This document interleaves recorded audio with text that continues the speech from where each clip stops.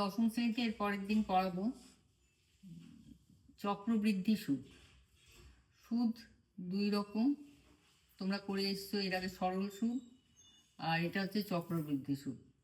সরল সুদ কি, মানে আমরা ব্যাংকে যে টাকা রাখছি সেই টাকা যদি প্রত্যেকবার শুধু আসলের উপরে খাটে, মানে ধরো তুমি 10,000 টাকা রেখেছো, পরের বছর তুমি 10,200 টাকা পেলে, কিন্তু আবার ব্যাংক পরের বছর আবার 10,000 টাকার উপরে, দ্বিতীয় বছর 10,000 টাকার উপরে সুদ দিচ্ছে, তখন সেটা সরল সুদ। আর চক্রবৃদ্ধি সুদ কি, তুমি 10,000 টাকা রাখলে, এক বছর পর তোমার 10,200 হলো, ইন্টারেস্ট 200 টাকা দিল, 10,000, তাহলে পরের বছর এই 10,200 টাকার উপরে তোমার সুদটা হবে। এটাকে বলে চক্রবৃদ্ধি সুদ, বা ইংরেজিতে বলে কম্পাউন্ড ইন্টারেস্ট।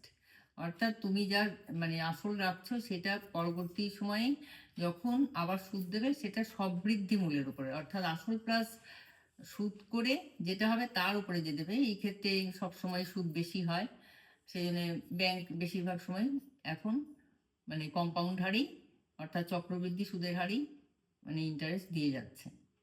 কাজে এর পরের দিন এই চক্রবৃদ্ধি সুদ মানে কাকে বলে এবং এই সম্পর্কিত যে অঙ্ক সেগুলো করাবো।